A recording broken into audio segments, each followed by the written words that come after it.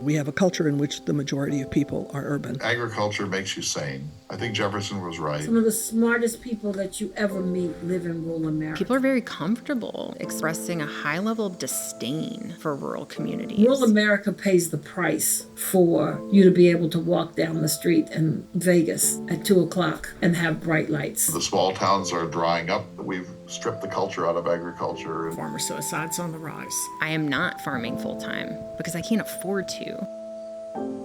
Welcome to Rural, where we have deep conversations on agrarian and remote landscapes and the people who live here, on culture, family farms, history, politics, corporate agriculture, food, and the future of rural America.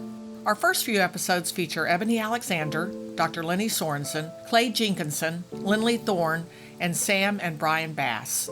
This is episode 1, The Hollowing Out of Rural America. I am your host, documentarian and farmer, Amy Drury. When we talk about rural, what is your definition of rural? What do you think of when we talk about a rural community or rural people? You know, what's rural? It's, I think it's a mindset. There's a very distinct culture in rural America. I don't care whether you're in Vermont or Georgia. I want to be where I can smell manure, alfalfa, and silage. I want to be where I can see thunderstorms. I consider where I live is rural, and I don't have street lights. I moved from New York City to rural America. I live on family land. My great-grandmother was born there, about 500 yards from my back door. She was born enslaved. These are some of the voices you'll be hearing during this episode. So I ask everyone to tell us a little bit about themselves. I am Ebony Alexander, Executive Director of the Black Family Land Trust. The BFLT is one of the nation's only land trusts dedicated to the preservation and protection of African Americans and other historically underserved populations' land assets. I'm Lenny Sorensen. My doctorate is in African American history and culture from the College of William and Mary. I've worked in the museum field, particularly at Monticello for an extended period as the African American research historian. I live on a small 5.1 acres. My late husband and I farmed on his grandfather's homestead land in South Dakota, milked a lot of cows and raised sheep and pigs and turkeys and ducks and cooked on a cook stove, chopped a lot of wood, hauled a lot of water. With very few exceptions, I have lived without streetlights or sidewalks, so I'm decidedly rural.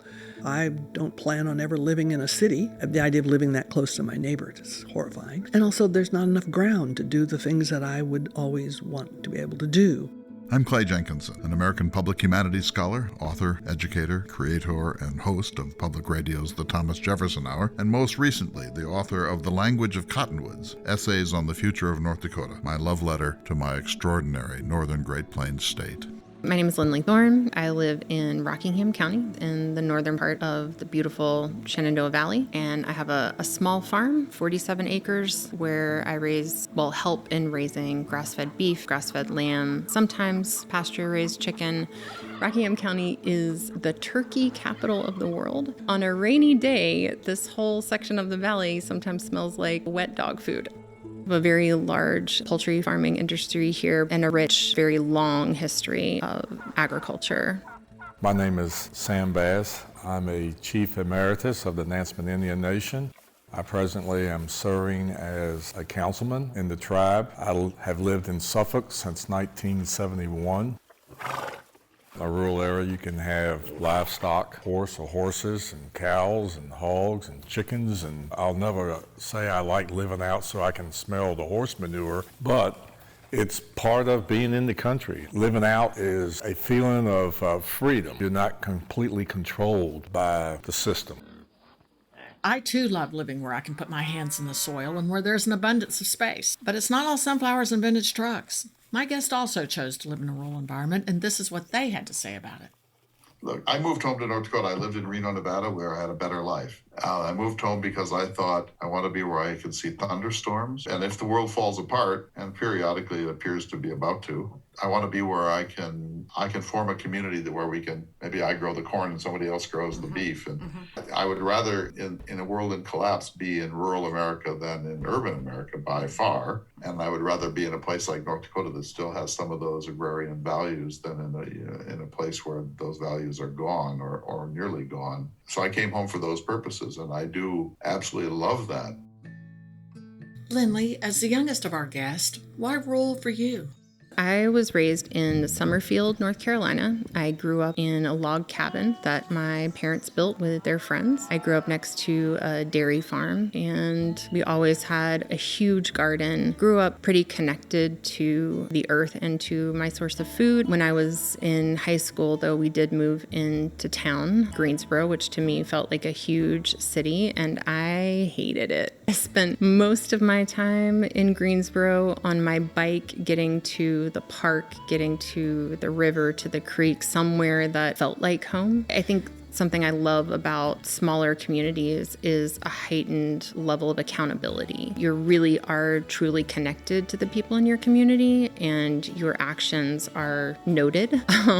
Your impact is something to be aware of, and I think that's a really nice thing for us to have in community, to truly have community. My friends in the city were like, we're going to come pack you up and bring you back to civilization. But I can stand at my kitchen sink and I can watch foxes, rabbits, deer, and an occasional bear all in the same day. In the wintertime, when I know that the snakes are gone and the ticks are gone, I'll walk in the woods. You can think. It's quiet. Some of the smartest people that you ever meet live in rural America. You don't have all of the amenities. And now I miss them. There's just the peace that's the quiet. It's their inner peace. And it's not for everybody. For other people, town is wonderful, and certainly for young people. They need to live in town. They need to go to town. You know, everything's up to date in Kansas City. They've gone about as far as they can go. That whole notion of how you're going to keep them down on the farm after they've seen Perry. We're going to have to tone it up a little bit if we want to keep young people in the 21st century. There's a certain amount of humanity that comes with rural America that we've lost in other places. Hard work, ingenuity, loving thy neighbor. These are all values we as Americans profess to cherish. They are also characteristics associated with rural life. We never had a repairman come to our house until, I was in my 20s. If the pipe burst, Daddy fixed it. And they can fix anything. People love to tell you about their grandma's recipe for pickles or whatever. We have these real emotional connections to, you know, the image of grandma and her apron and her very special recipe that she used to put up and preserve cucumbers. And we're losing those stories. A North Dakota farmer had some wheat and maybe a couple of dozen dairy and some hogs, maybe steers that they would send to the butcher in the fall, and a big garden. And my grandmother canned about 500 quarts a year and froze and did everything else too. That was agriculture. And because of that, these people, like my grandparents, could weld and they could wire a granary and they could fix a car and strip an engine. And they had all these skills because that's who they were. My grandmother on Sundays, we would go to church, and then afterwards we'd take bread and pies to the nursing homes, and she would walk around and she'd say, "Oh, Mabel, I brought you this loaf of bread," and "Phyllis, I thought you'd like this rhubarb pie." And this was just her life. And she never thought she was virtuous. She never thought that this was something that was going to get her into heaven. She just did it. And so those are incredible values. And so this is who we were. We were clunky and provincial and not cool in any way. We were just these lovely, basic, neighborly, hardworking, pragmatic jacks of all trades. And that's made us who we are. My grandmother never wasted a single thing. I mean, nothing. The sense of decency, the humility and modesty. We haven't lost it completely. We help each other. We help our neighbor. If you were driving down the road and you saw someone stopped on the side of the road, the car was broken down in rural America, and it's one of your neighbors, you're going to stop and say, "Can I help you? Do you need me to go get something?" You're not going to ride past and look the other way. Civic virtue, volunteerism, that kind of patriotism without Sean Hannity in it, that kind of thing. I mean, those are great values. We talk about the hollowing out of rural America, which is my fear and worry too. So I'm asking everyone, why do you think this is happening? And the answers were sometimes raw, hard, and diverse. Ebony Alexander speaks first, followed by Clay Jenkinson, Lenny Sorensen, and Lindley Thorne. I fear for rural America. What is your fear? The small towns are dying, and the only people who are staying in North Dakota are the elderly and people who are taking care of the elderly, and then a very small residuum of business like the bar and the tanning parlor and the post office and the convenience store. And then, frankly, people who are uncreative and don't want a more sophisticated life. And so this is really hollowing out rural life. I don't know my neighbors in a town of 100,000 people in Bismarck. Those qualities are largely rural qualities. And the small towns are drying up. No one really wants to live that way anymore. The farms can't support small towns. Agribusiness doesn't create small towns. Agribusiness has, you go to the giant ranch and farm stores in a city of 100,000. You don't go to the town of 2,500 for your implements. You can't afford to. What about the urban-rural divide? Isn't there also a cultural component? Rural America supports the lifestyle of urban America. You don't see trash dumps on Fifth Avenue or Constitution Avenue or Broad Street in Richmond. They're in rural America where the landfills are. All of the power grid is in rural America. The highways, the interstates are in rural America. We lose farmland so that we can put more cars on the road that create more toxic fumes that kill the environment. So rural America pays the price for you to be able to walk down the street in Vegas at 2:00 and have bright lights. Rural America is at risk of wealthy people wanting to use rural America for investment purposes, people buying huge amounts of land now for future carbon markets or for hobby farms or because they needed to offload some money. All of those things put rural America at risk.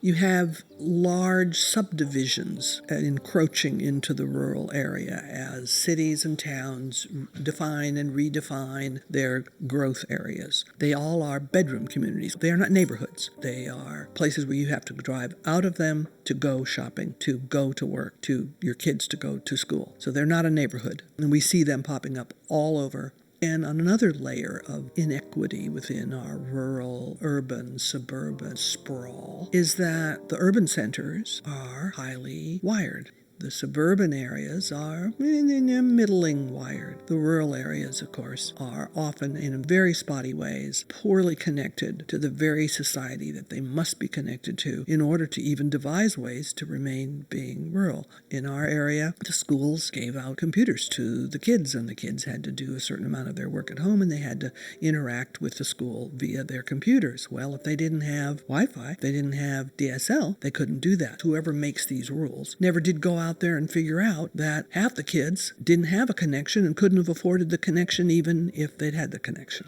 We've seen cornfields and tobacco fields and pastures turn into Walmarts, strip malls, or housing development. We've never seen a single housing development or a strip mall turn back into a farm. It's a one-way street. It never comes back. The gas tanks, they contaminate 1 million septic systems because you put a subdivision in that is no longer viable. Once you put that infrastructure in, what do you do with it? People move to California, people move to Washington State, people move to Virginia, people move to Florida. Nobody moves here. So how do we survive this problem? Because if your rural life hollows out in Virginia, there's still a lot of Virginia. If our rural life hollows out here, it's not clear what else there is for people to do.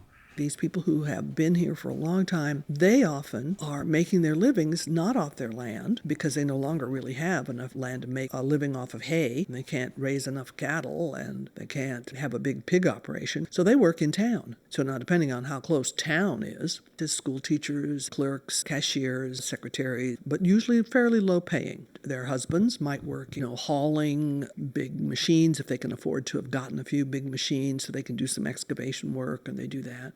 But a lot of their sons end up running weed eaters, cleaning up the fence lines of the guys that came out and bought 200 acres and have one horse. I think a big challenge for rural communities in getting our message out is that we've lost our local newspapers. We've lost a voice. And along with industrialized farming, where everything is sort of homogenized and in a template, so is our method of communicating to people. It's all kind of coming from very few sources. It's at risk because people who grow our food can't make a living. Most farmers work 2 jobs, and we lose part of our culture, our way of life. There's a lot of people who would love to live in the country and can't. There's a lot of people who live in the country and just have to go. They just have to bite that bullet and drive that distance in order to earn any kind of income to continue to live in the country on the land that they've had. Why should people have to sell their goddamn land and go live in a city? That's bullshit. Although not all rural societies are agricultural, nearly all agriculture happens in and around rural landscapes.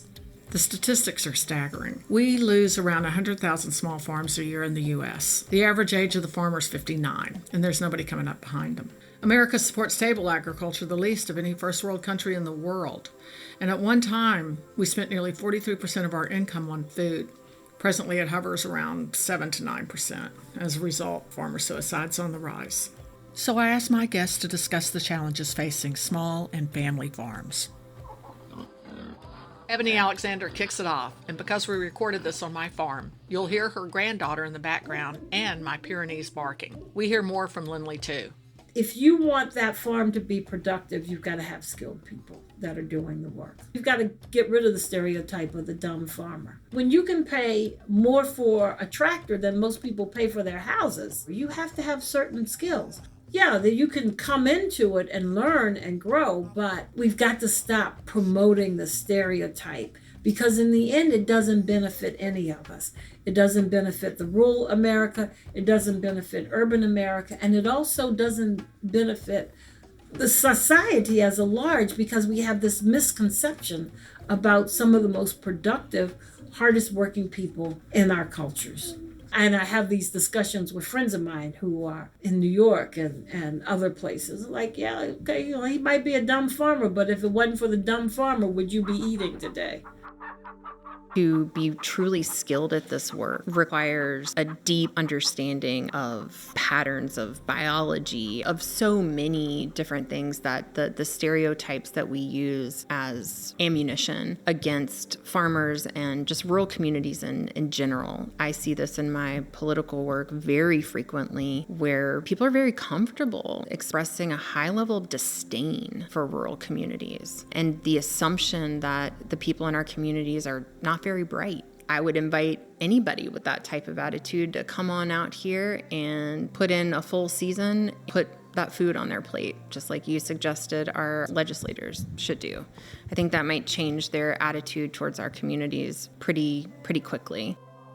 I would love to take credit, but it was Clay's idea. For the purpose of this pilot, I wanted to touch on Native Americans' approach to early agriculture in Virginia that sustained indigenous cultures and helped early Europeans survive. I spoke to Nansemond tribal member Sam Bass and his son Brian. Early agrarian life for the Virginia Nansemonds is grounded in the Three Sisters method, and I asked Sam to explain. We will explore this more in future episodes. The Three Sisters is considered by the Native American community as 3 crops, main crops, that the Native Americans used to provide food to themselves. Corn, beans, squash. You can picture a stalk of corn, and beans had been planted in between the stalks, and they have runners on them. They take the runners and wrap around the stalk and use it as bean poles. But in addition to that, they plant squash very close in the near vicinity, and the foliage from the squash covers up the bare ground between the corn and the beans to where it minimizes greatly weeds. So these 3 crops, the Native Americans have figured out if they planted them that way, it minimized the amount of time that they had to be out in the heat or whatever. They could do other things that would provide or needed to be provided for the tribe, the family. Those 3 sisters is considered to be the basis of a main staple of the Native Americans. And then they had the game or fish, different fisheries out of the river or creeks that sustained them also. So they knew all these things and did things by seasons. Without a calendar, a 12-month calendar could figure out when it was the best time to get game, fish, crops. They had that figured out. And where are we today? Clay Jenkinson starts this discussion, followed by Lindley Thorne. The problem is that we've stripped the culture out of agriculture in most cases, and it's agribusiness, and it's gigantic inputs, and many of them not good for the long-term health of the planet or the soil, even in the local area. So we've created an industrial gigantism in agriculture, and that's how we produce our food. And we don't have to. There are countries like France that do this in a very different way, very successfully, and they have better food, and they have better health, and they have lower obesity rate. It shows. So these are choices. I think what we tend to believe is that the industrial production system that we have in agriculture is inevitable, and it isn't. It's a choice. It's a political choice that we've made in the United States, and there are places in the world that can show us that there are other really interesting paths.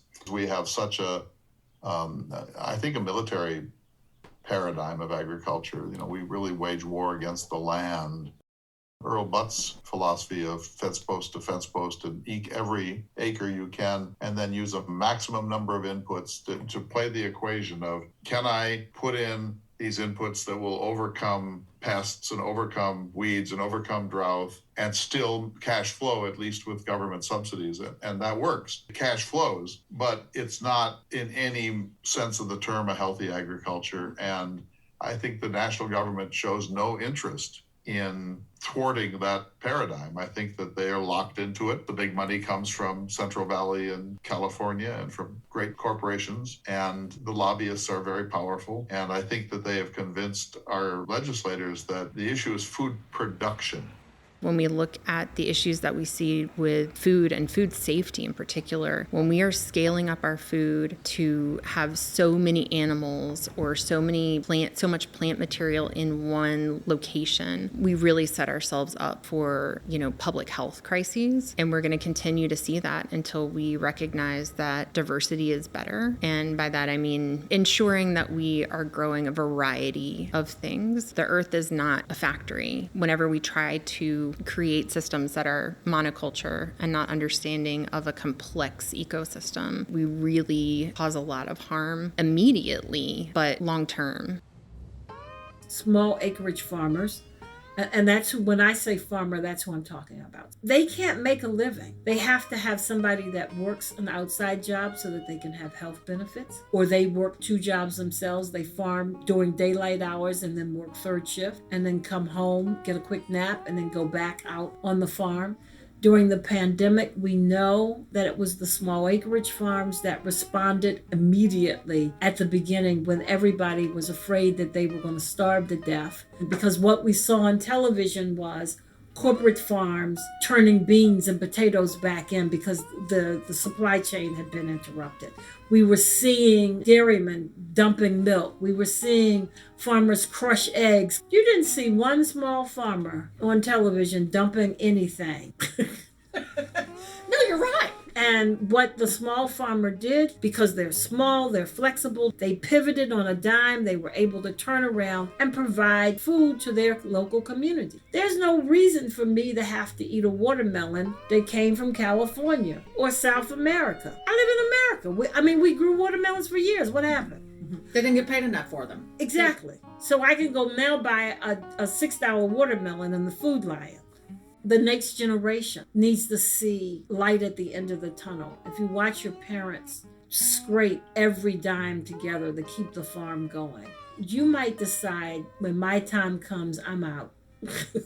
I'm not doing this. So we don't have a good bench or a pipeline of young people who want to come back to the farm.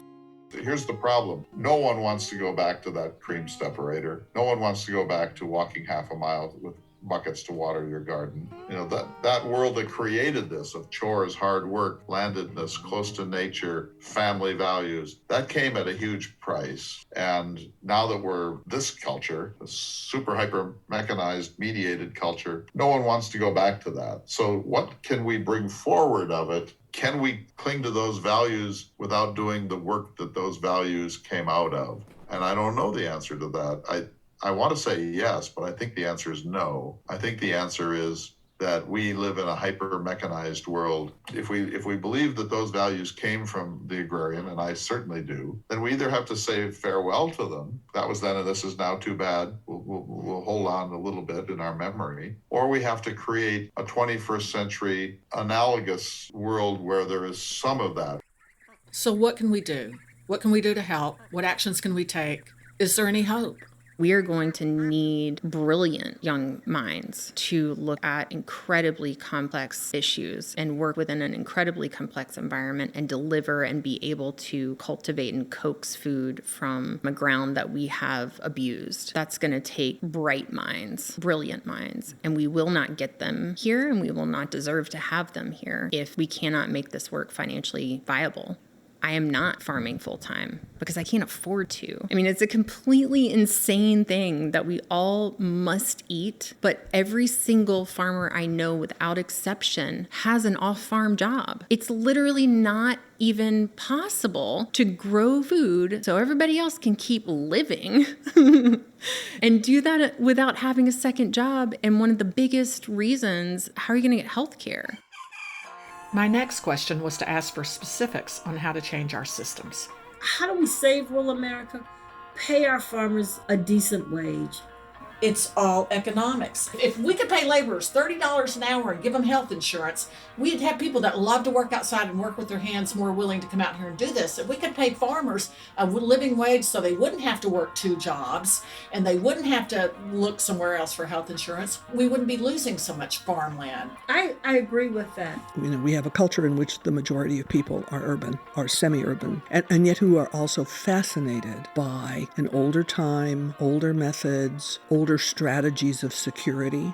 I'd like to see every state have a big, serious grant line in their agricultural programs for small niche farmers, organic farmers, sustainability farmers. If we did that, I think there are literally hundreds of thousands of young people that would be attracted to that if we can make it attractive. But if you tell them the only income is psychic income, they start.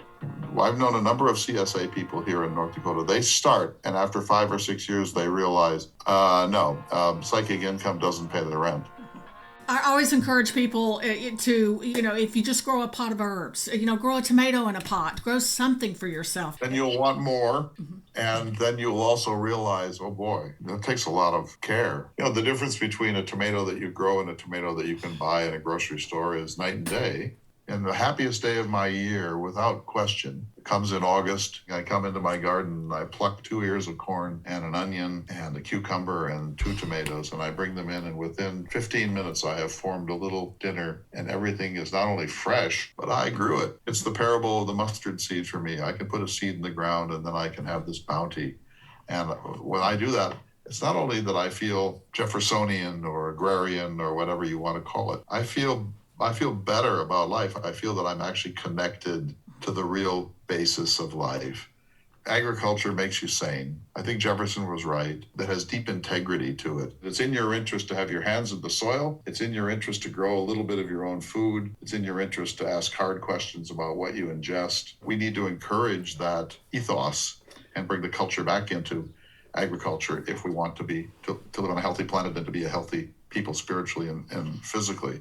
So how do we get there from here is the question, and I don't see it. Now that paradigm is disappearing and people are more urban and people are certainly more sophisticated, we're losing those qualities. It turns out that the rich and the greedy always pervert whatever we try to do to protect the little guy, and they're extremely good at it. And then they kind of allow a few little guys to kind of survive around the edges, but never to prosper.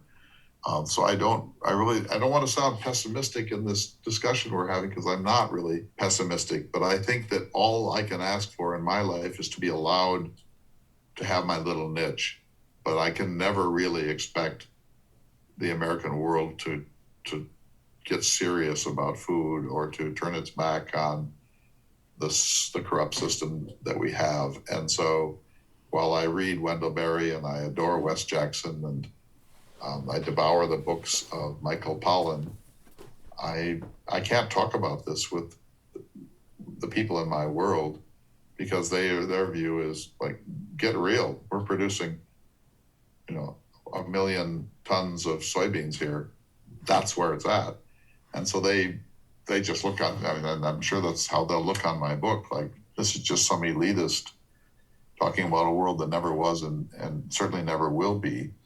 And so I don't know what the positive answer is, because I think people are more fascinated than they know. They just don't know how to start to look at this problem. I want to remind listeners that if we weren't optimistic, we wouldn't be producing this program. By facing the difficult challenges, I am confident we can make life better for everyone. Thank you for listening to this inaugural episode of Rural. Join us as we try to find our way back to a symbiotic relationship. In future episodes, we will talk about other aspects of rural living, of being rural. Join us for episode 2 as we continue to explore family and small farming, rural culture, and politics. Later episodes will explore mid and large agriculture that also face many of the same dilemmas, history, and some of the people and institutions who are working hard to find solutions to the unique challenges facing rural life. I would like to thank our partners in production, the Virginia Humanities, Healthy Suffolk, and the guests who contributed their deepest thoughts on rural America. I am your host, Amy Drury. Thank you.